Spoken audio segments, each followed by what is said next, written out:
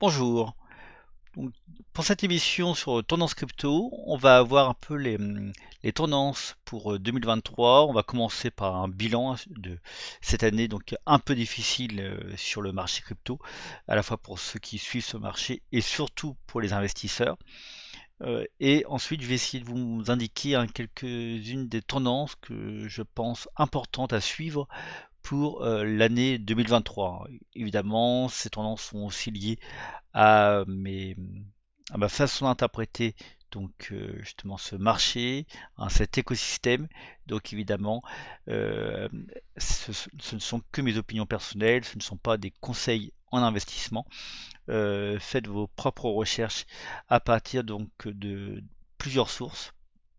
Je ne prétends pas effectivement avoir la vérité sur l'écosystème crypto, mais je vais essayer de vous donner quelques clés, hein, sur ce que je pense important à suivre dans les prochains mois et sur l'ensemble de l'année 2023. On va commencer par un retour sur le Bitcoin. Depuis l'accident FTX, hein, on a perdu justement le support des 20 000 dollars qu'on arrivait à sauvegarder, hein, péniblement. Hein, on franchissait ce support assez régulièrement, mais on était plus ou moins dessus. On a décroché au niveau des 17 000 dollars. On avait cru, hein, au début décembre pouvoir remonter au-dessus et finalement en fin de semaine dernière on est revenu donc juste en dessous des 17 000 dollars. Si on prend une perspective un peu plus longue, hein, vous vous rappelez bien évidemment qu'en un mois et demi on était passé de 39 000 à 19 000 dollars. Donc on avait perdu 20 000 dollars sur le Bitcoin avec l'accident de l'UST et du Luna. On a effectivement, hein, si on voit bien, on a effectivement deux chutes successives, hein. Celle-ci, je la compte comme une seule chute, un bon plateau et une autre chute. Si on prend dans une perspective un peu plus longue, donc je vais me mettre sur une semaine, on voit bien, là on est effectivement sur la chute de novembre. Là effectivement on est sur les chutes de mai, mais effectivement déjà on avait bien perdu justement depuis l'ATH en novembre. On voyait bien qu'effectivement ici on pouvait avoir l'impression qu'on avait une figure haussière qui se dessinait avant l'accident de l'UST, qui a freiné, hein, toute possibilité de remonter à court et moyen terme. Alors, par rapport à mon sentiment actuel, hein, sur ce marché, excusez-moi pour les publicités, hop, voilà. Par rapport à mon sentiment sur ce marché, en fait, je vais, pour moi, je suis relativement pessimiste sur le moyen terme. Alors, pour une simple raison, on est effectivement sur ce support-là. En fait, pour moi, en gros, jusqu'à effectivement ce support-là, bon, je vais mettre, hop, puisque je voulais revenir à 2018. Globalement, donc on est vraiment à la pointe, hein, ici de 2018, mais si on voulait vraiment être sur ce support, hein, puisqu'on est sur un mois, donc les mèches ont pour moi pas trop de signification ici, on retombe, hein, quasiment à 14 000.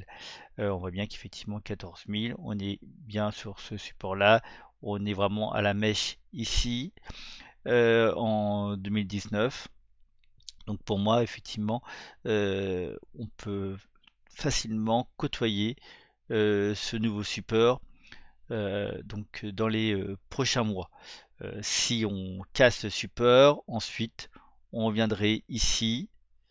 Donc on est autour des 10 000 dollars. Voilà. Voilà, 14 000 ou 10 000. Je pense qu'on n'atteindra pas les 10 000. Il y a quand même beaucoup d'ordres d'achat au niveau des 10 000, mais il faut bien relativiser, hein. On était ici, donc avec effectivement une mèche à 69 000 dollars. Donc en un sens, tout est possible. Voilà. Pour moi, mais dans tous les cas, je pense que le but de l'année euh, 2023 va être finalement de stabiliser un support de base pour une remontée plus saine. J'espère qu'on va garder 17 000, mais ça peut être 14 ou 10 000. Euh, En un sens, les deux sont possibles, hein, mais j'ai vraiment un sentiment pessimiste pour l'année 2023. Au début, je pensais en effet, hein, de manière assez classique, qu'on aurait une remontée fin 2023 pour en gros un début de nouveau bull run. Je n'en suis absolument pas sûr. Je pense qu'en effet, on va plutôt effectivement devoir décaler au moins jusqu'au printemps 2024 pour avoir une remontée plus saine. Ce qui ne veut pas dire qu'il n'y a pas d'adoption de la technologie des crypto-monnaies et aussi des NFT, hein, même si je vais moins en parler aujourd'hui. Je pense que en fait, par rapport aux autres cycles, en fait, on va avoir découplage entre l'aspect purement spéculatif et l'aspect adoption, hein, qui se développe, hein. Et je pense que en gros c'est un phénomène qui est quasiment irréversible à court et moyen terme. Ce qui me fait dire effectivement que euh, au niveau de la spéculation, il y a peu d'espoir à avoir, hein. Si on regarde le cours du Nasdaq, donc c'est les valeurs technologiques, si on prend sur 5 ans, on voit bien que donc jusqu'en fin 2021, on est sur une montée assez régulière, mais on voit bien que l'année 2022 a été bien chaotique. Donc déjà, tant qu'il y a des valeurs technologiques qui ont perdu beaucoup en capitalisation, donc on voit bien que tant que ce marché justement n'a pas réussi à se redresser, il y a pour moi peu d'espoir pour que le marché crypto reprenne à la hausse. De même, autre facteur, hein, évidemment, l'inflation aux États-Unis. Si on reprend à nouveau, hein, depuis donc 2016, on voit bien qu'on avait une inflation qui était entre guillemets relativement stable entre 1 et 3% jusqu'en 2020. Évidemment, on met de côté la crise sanitaire, même si elle explique évidemment la remontée actuelle de l'inflation, puisque effectivement elle a été liée aussi à une création monétaire énorme. Mais évidemment, là, on voit hein, l'inflation énorme qu'il va falloir endiguer aussi dans un premier temps pour et absorber, hein, même si effectivement elle redescend, néanmoins la montée des prix, elle, est réelle. Et donc, il va falloir justement absorber cette inflation, hein, qui correspond quasiment à une inflation de 2-3 ans en période normale, pour pouvoir justement revenir à une économie plus saine. Donc, on a deux facteurs qui pour moi, plus des facteurs géopolitiques évidemment, qui ne permettent pas effectivement de présager, hein, une année 2023 sereine. Donc voilà effectivement pour mon sentiment global pour le marché. Alors maintenant on va essayer de voir un peu plus dans le détail ce qu'on peut dire un peu observer au niveau euh, du classement des crypto-monnaies. Donc peu de changements par rapport aux derniers mois. On a effectivement un renforcement de la place des stablecoins, donc puisqu'on a dans les 10 premiers, on a en quatrième position, en troisième position l'USDT, quatrième USDC, on a le BUSD en sixième, donc plus le DAI qui est en onzième position. On a bien donc effectivement 4 stablecoins donc qui sont effectivement qui ont beaucoup de capitalisation, hein, ce qui est normal, hein. Les investisseurs qui veulent rester sur le marché crypto sont prudents, donc ils préfèrent rester sur le marché crypto en stablecoin. Le BNB arrive à garder sa position, hein, mais il est fragilisé, hein, depuis quelques jours, hein. Justement, il y a des attaques vis-à-vis de Binance donc, qui se sont multipliées, hein, après l'épisode FTX. Hein. Pendant l'épisode FTX, Binance semblait le grand gagnant justement. Donc Changpeng Zhao attaquer, hein, on va dire, les autres échanges centralisés qui n'étaient pas pleinement transparents, hein. On peut penser effectivement à ces attaques vis-à-vis de crypto.com. Là, ça semble renversé pour l'instant. Donc on va voir effectivement comment le BNB arrive à se maintenir. Au niveau des autres du classement, donc peu de changements, même si évidemment on sait bien que le Solana, le Sol a perdu beaucoup, hein, à cause justement de FTX, Alameda, et aussi à cause d'un certain nombre de problèmes internes à la blockchain, différents hacks, le dernier étant celui de Redium, donc il y a quelques jours. Deux valeurs qui ont baissé et pour moi qui sont sous-cotées, hein, pour l'instant par rapport, on va dire, à l'ensemble du marché, c'est le DOT et la VAX, hein, deux écosystèmes qui sont en pleine construction, hein, mais justement pour l'instant qui ont perdu un peu de la visibilité et justement il y a moins d'investisseurs qu'avant, hein, qui s'y positionnent. Donc je pense que ces deux valeurs vont sans doute remonter dans les prochains mois, surperformer le marché en un sens. Autre valeur à surveiller, je vais en parler aussi, hein, le Toncoin, donc qui est donc à l'origine un projet de blockchain de Telegram qui a été, veut dire, ensuite repris donc par une équipe indépendante et qui fait une belle montée, puisqu'il est en 22e position. Autre projet dont je voulais aussi parler aujourd'hui, donc OKB, hein, qui donc le token de la plateforme d'échange, donc OKEX, hein, qui est aussi en 29e position. Donc en gros c'est le troisième token de plateforme d'échange après le CRO et évidemment le BNB en 5e position. Alors justement, par rapport à euh, donc, par rapport à l'OKB, donc effectivement si on regarde donc justement sur Defilama le classement des plateformes d'échange par rapport à leur au token dont ils disposent, on voit que OKEx est en troisième position, même si effectivement on pourrait quasiment le mettre par rapport à Bitfinex en deuxième position par rapport effectivement à en fait la différence entre assets et clean assets. Dans les clean assets, Defilama ne prend pas en compte les tokens propres à la plateforme. Donc c'est-à-dire que pour le BNB, pour le Binance, on enlève les BNB. Pour Bitfinex, on enlève donc le Léo, hein, qui est peu connu, donc qui se trouve donc ici. Et pour OKEX, on enlève le KB.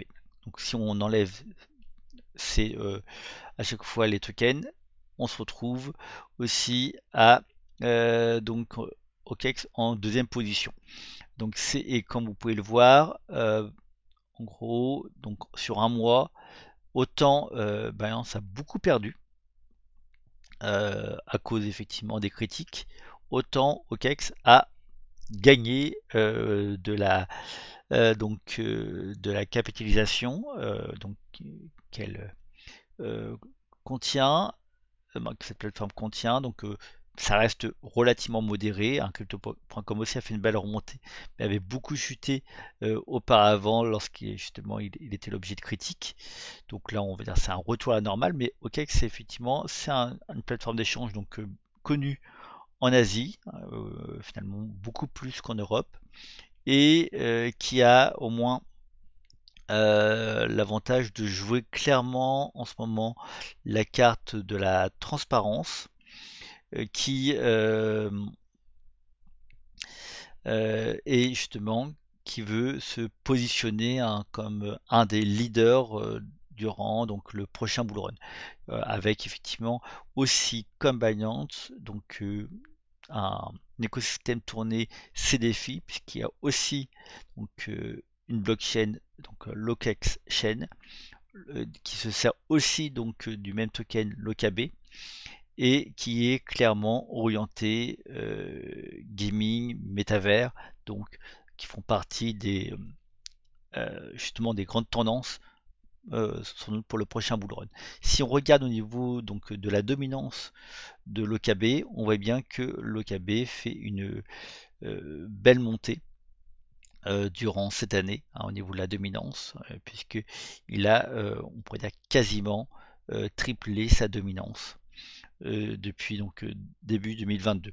Donc je pense en effet que c'est un token qu'il faut suivre et une plateforme d'échange effectivement qu'il faut suivre donc pour les prochains mois, même si je suis assez méfiant envers toutes les plateformes d'échange en général, mais au moins le token et Location, même si pour l'instant, hein, si on regarde au niveau donc des TVL, c'est encore une blockchain hein, qui est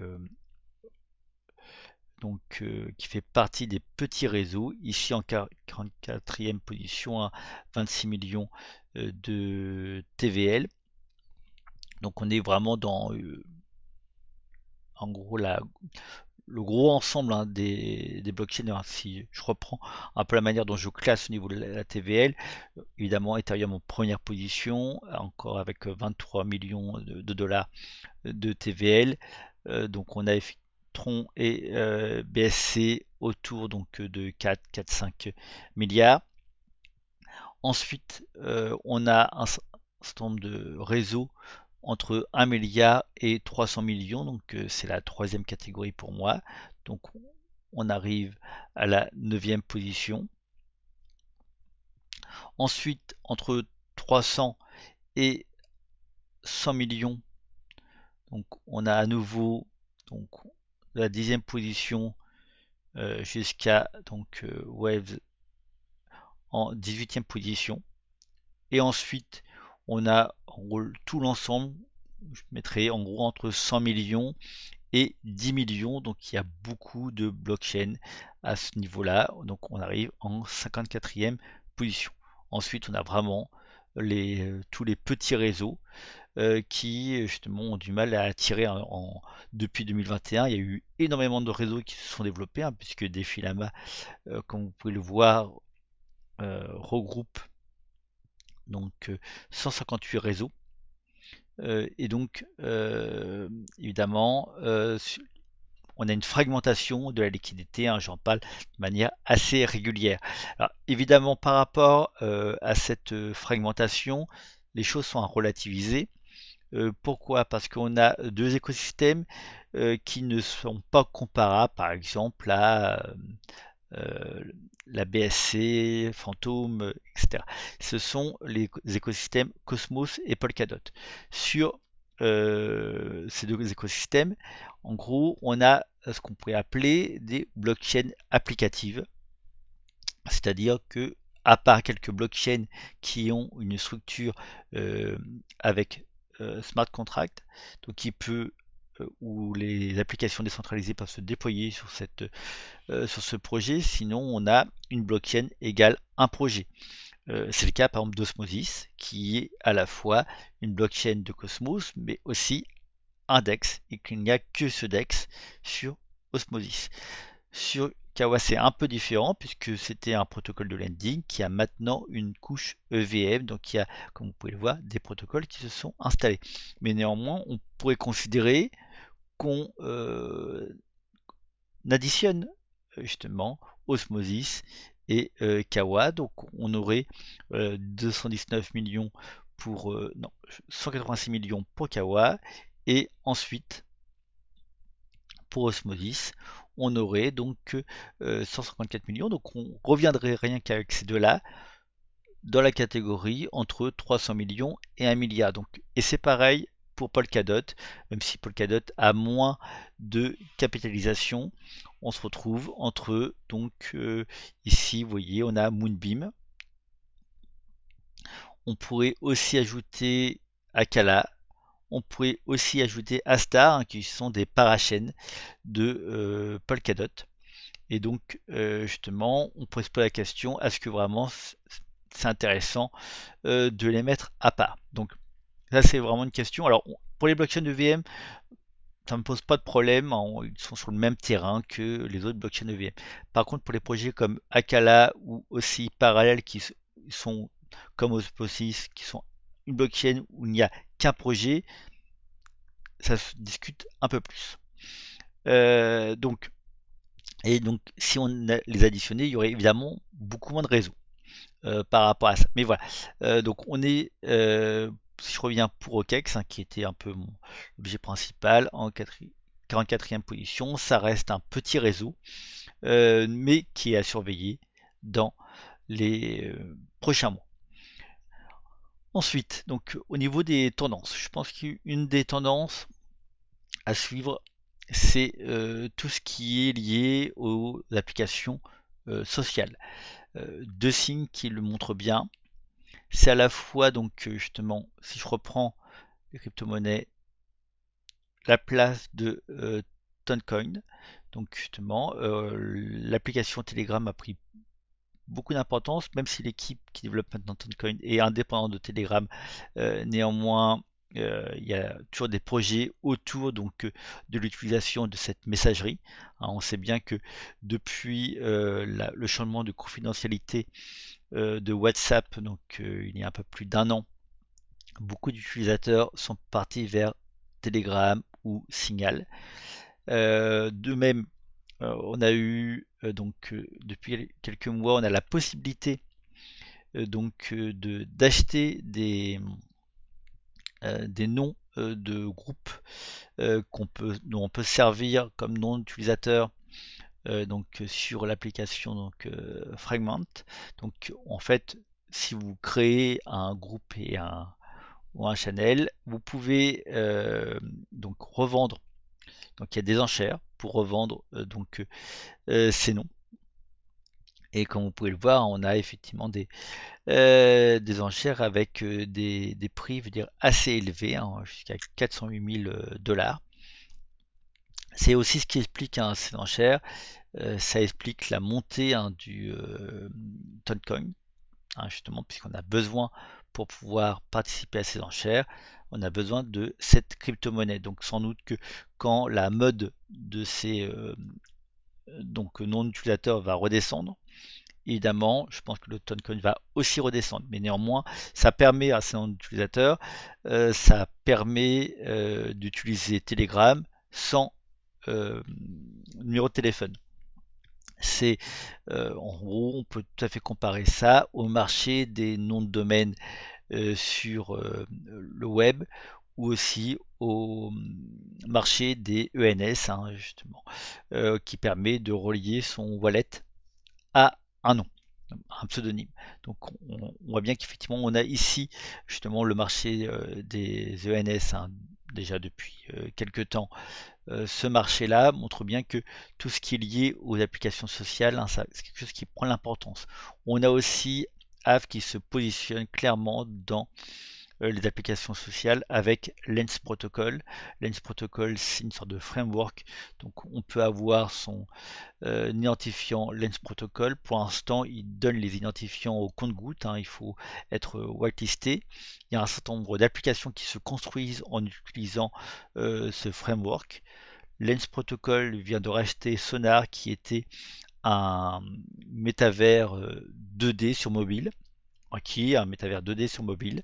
On va voir comment ils vont l'intégrer à leur écosystème. Donc ça, c'est quelque chose aussi qui va se développer, et on pourrait dire que c'est aussi par ce biais-là, on peut penser aux Solbon tokens, que tout le domaine à la fois de l'incursion dans le monde professionnel d'une part, mais c'est pas exclusif, dans le monde des métavers qui vont permettre de mettre un environnement virtuel 2D ou 3D pour ces interactions sociales, vont aussi se développer, hein. Dans la première vague de la mode autour des métavers, donc autour de 2021, tout ce qui était lié à l'identité numérique n'était pas encore véritablement travaillé. Donc on mettait plus l'accent sur le fait d'être propriétaire de land, de pouvoir construire, mais finalement ce n'est peut-être pas le plus important à long terme pour l'expansion des métavers, c'est comment notre expérience utilisateur avec donc l'enrichissement de notre profil personnel va pouvoir se faire à l'intérieur de ces environnements virtuels. Donc je pense que là-dessus, les noms d'utilisateurs, les applications sociales, ça va être vraiment une grande tendance pour l'année 2023-2024, où là on a enfin un, justement un point d'incidence qui va permettre de relier le marché des crypto-monnaies qui peut paraître un marché qui a peu d'utilisation avec vraiment en gros notre manière d'utiliser Internet actuellement. Hein, le Web 3, ça reste le web, c'est une continuation de justement du monde numérique et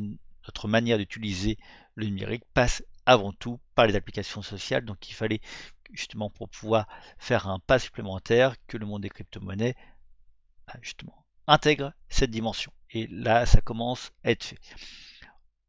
Ensuite, autre tendance, c'est évidemment les Layer 2 Ethereum. J'en ai parlé à plusieurs reprises dans les dernières vidéos. Si on regarde la TVL, je vais peut-être me répéter, mais on voit bien que on a Arbitrum, Polygon, Optimism, donc qui sont donc on a trois Layer 2 qui sont dans les 10 premiers. Arbitrum a dépassé Polygon. Je répète que c'est peut-être temporaire parce que déjà Polygon travaille à son passage au ZK, donc sans doute que ça va rebooster le réseau Polygon.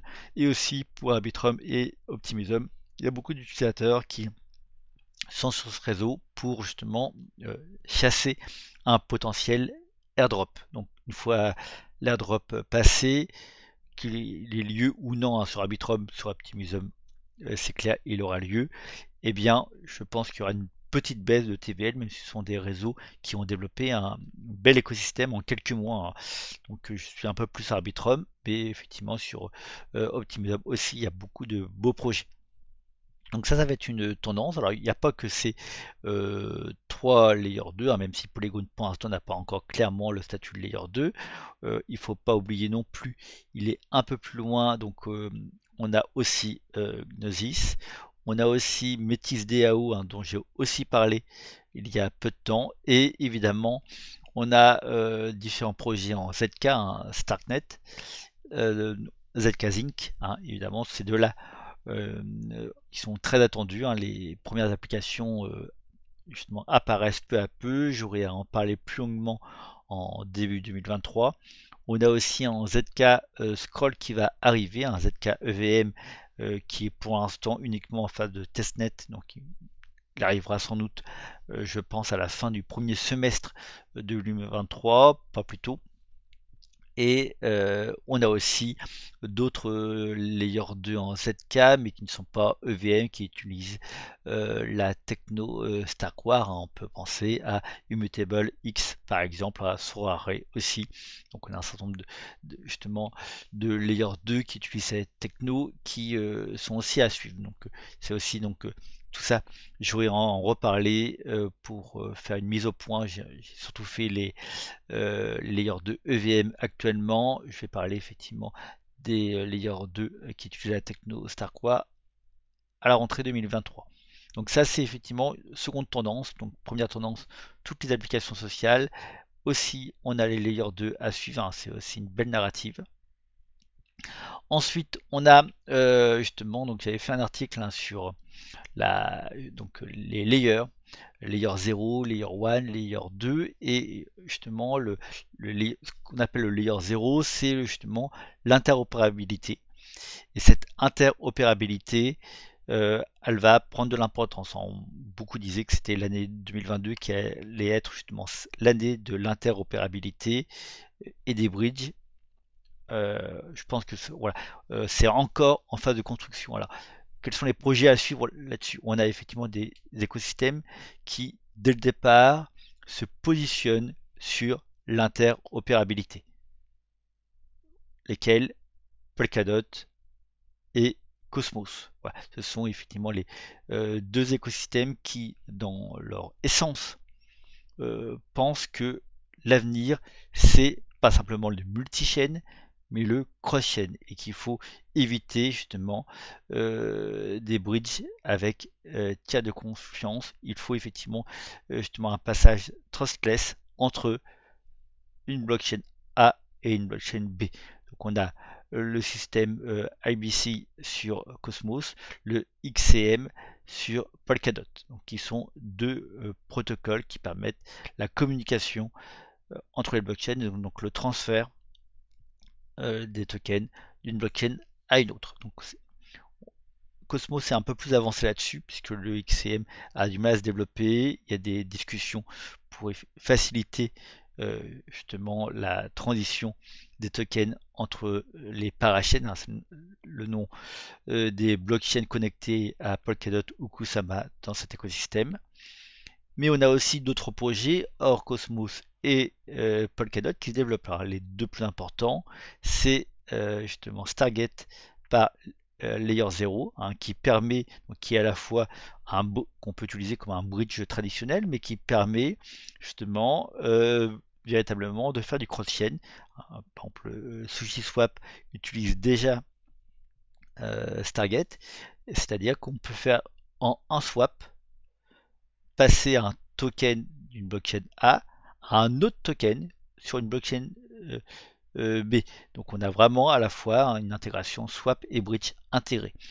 On a aussi donc Axelar. Donc, Axelar qui est un projet qui fait partie de l'écosystème Cosmos, mais qui ne se limite pas à ça, qui permet justement de transférer des tokens de l'écosystème Cosmos à d'autres réseaux, à la fois donc des layers 2 d'Ethereum, à la fois Moonbeam sur Polkadot, donc qui se veut aussi un layer 0 intégral et qui va permettre ensuite à des projets aussi de faire du cross-chain. Donc on a voilà, deux écosystèmes et deux projets plus indépendants qui se développent sur cette thématique-là. Donc on a aussi des petits projets qui se développent, qui sont peut-être un peu moins connus, mais qu'il faut suivre. Par exemple, le bridge d'Oracle, hein, dont j'aurais peut-être à parler plus précisément, qui veut dire alors parce qu'il a une petite capitalisation, hein, ça fait partie des low-cap à suivre, je pense, hein, avec une équipe sérieuse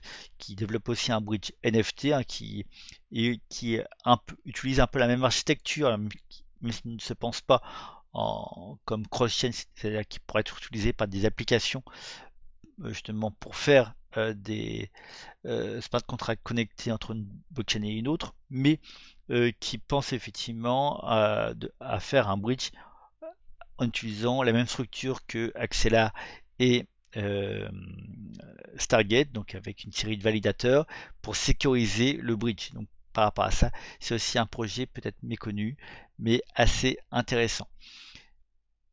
Autre tendance, j'aurais pu le relier effectivement à toute la tendance application sociale, c'est au niveau des jeux. J'avais fait un article sur Godwoken qui est le layer de Nervos, mais en fait, si justement je parle de cet article, c'est parce qu'effectivement j'avais fait dans cet article référence à d'autres projets. J'avais fait référence à Polkadot et à Runa par exemple. On peut aussi parler de Ternoa qui utilise aussi la techno Substrate donc sur Polkadot, les subnets sur Avalanche. En layer 2, on a Myria qui utilise la techno Starkware. On a Arbitrum Nova qui est spécialisé dans le gaming.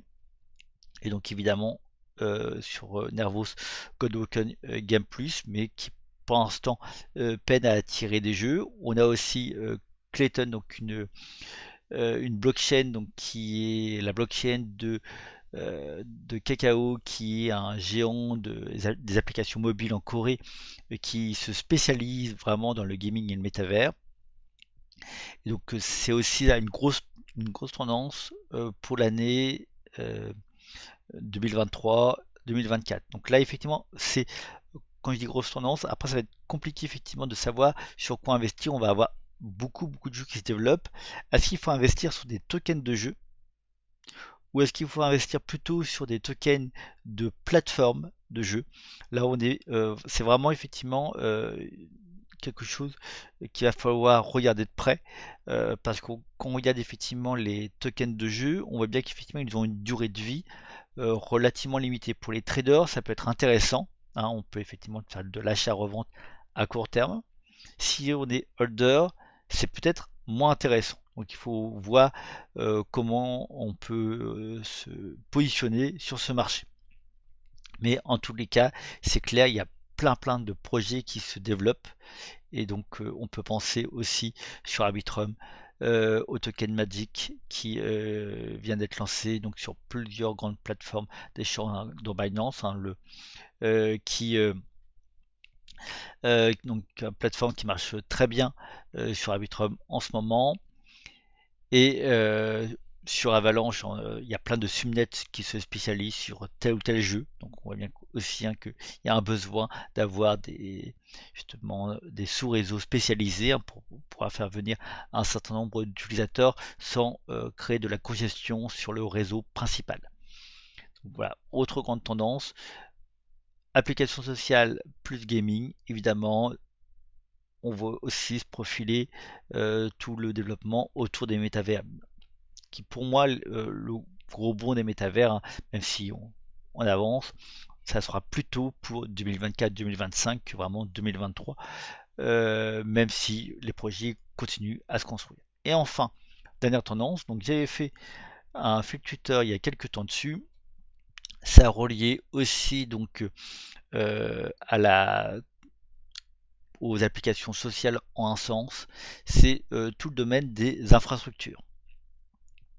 Infrastructure, ça veut dire on a en gros trois types d'infrastructures qu'on peut dégager, même quatre.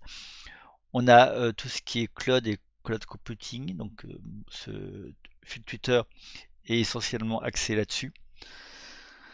On peut penser hein, justement à Arwave qui avait eu un partenariat avec Meta, puisque c'est Arwave qui stocke les métadatas des NFT utilisés donc par Meta, donc par exemple sur Instagram.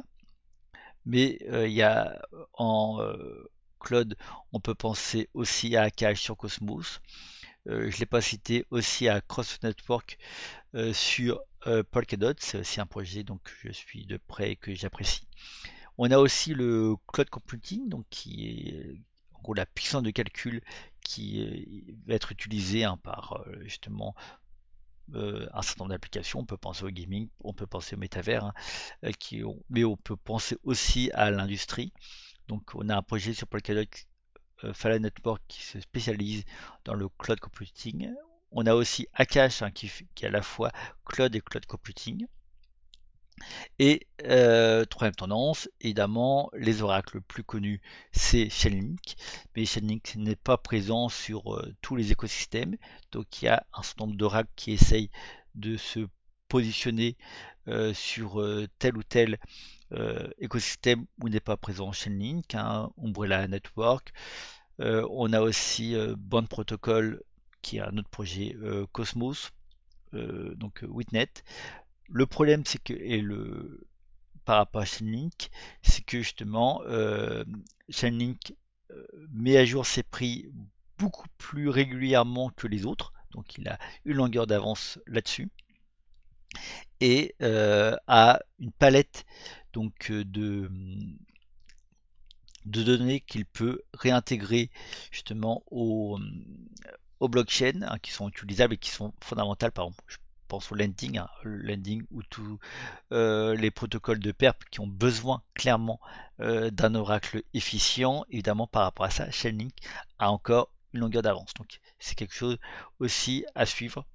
Et Chainlink a fait justement un grand remaniement hein, de sa token économie ces derniers temps, avec aussi la mise en place d'un staking.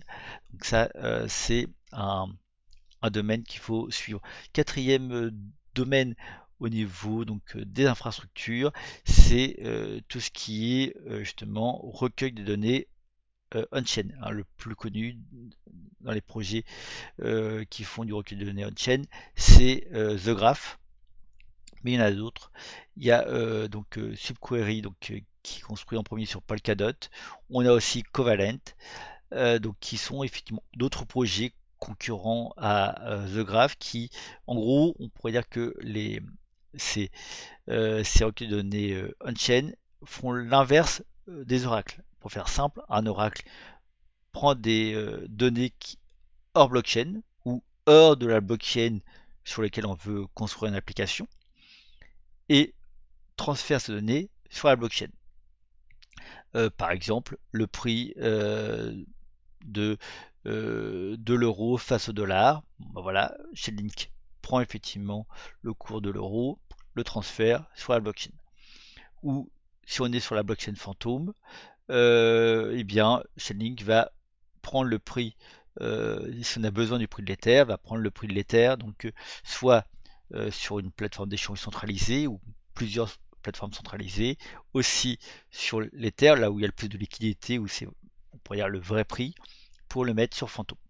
Les protocoles de justement de recueil de données on-chain donc font l'inverse, c'est-à-dire qu'ils prennent des données de la blockchain et ensuite justement ça peut servir pour créer des tableaux de bord pour par exemple en un sens par exemple le travail de Défé Lama justement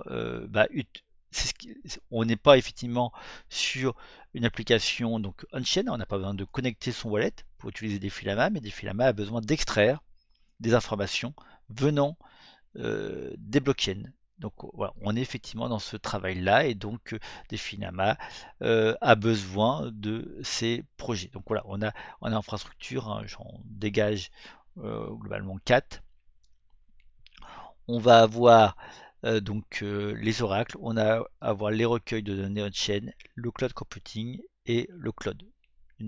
Il y en a d'autres voilà, dont on pourrait effectivement parler. Je pense qu'effectivement j'aurais à faire un article plus complet sur l'ensemble des infrastructures. Mais on voit bien qu'il y a eu quelques pointes, hein, par exemple Fala Network, Arrow évidemment avec son partenariat, Bond Protocol aussi qui a surperformé le marché à un moment. On voit bien qu'effectivement il y a toute une narrative infra qui se met peu à peu en place. Donc voilà pour les tendances hein, justement qui pour moi sont importantes à suivre durant les prochains mois, voire l'ensemble de l'année 2023. Applications sociales, on a le gaming, si on couple applications sociales et gaming plus Soulbound Tokens, hein, j'en ai pas parlé mais qui sont pour moi c'est un peu lié aux applications sociales, on va pouvoir avoir donc la seconde étape des métavers qui se met elle peu à peu en route, les layers 2 Ethereum, on a tout le domaine de l'interopérabilité, Polkadot, Cosmos, et aussi donc Stargate et Axelar, et enfin l'infrastructure. Donc ça fait déjà pas mal à suivre, mais pour moi en gros si on voulait avoir les grandes tendances, on aurait celle-ci. Alors évidemment il y a peut-être un domaine que j'ai un peu oublié, effectivement le domaine de la DeFi. Alors pour moi l'année 2023 sera peut-être pas clairement l'année de la DeFi. Là on va être la DeFi qui a été vraiment mise en avant durant les années justement 2020-2021, peut-être aussi un peu en 2022. On voit bien que la DeFi pas en TVL, mais au moins est plus visible hein, depuis l'accident FTX parce qu'on se tourne vers les échanges décentralisés. Pour moi, on sera plutôt dans une phase de construction, de reconstruction du marché pour essayer de régler hein, tous les problèmes sur les gestions de la liquidité, sur le rapport à l'économie réelle, etc. Et donc, je pense que la DeFi, si elle reprend vraiment, ça sera plutôt plus tous les problèmes liés à la régulation hein, que n'ont au moins hein, tous les applications sociales, les applications gaming, etc. La DeFi est clairement confrontée au problème des régulations, donc je pense que il va falloir régler tous ces problèmes-là, et donc l'expansion de la DeFi, pour moi, je la vois plutôt euh, l'année suivante, vers 2024. Donc voilà que la fin donc, de cette vidéo. J'espère qu'elle vous a un peu éclairé hein, sur certaines tendances à suivre. Si vous avez des questions, n'hésitez pas à les poser en commentaire. N'oubliez pas, justement, si on, pour être visible, j'ai besoin évidemment de personnes qui s'abonnent à ma chaîne YouTube, à ma chaîne Twitch. Alors, je sais bien que beaucoup de personnes qui font des vidéos vous demandent ça, mais c'est important pour avoir la visibilité et pour savoir aussi si nos vidéos vous plaisent. Merci encore, bonne fête de fin d'année, à bientôt.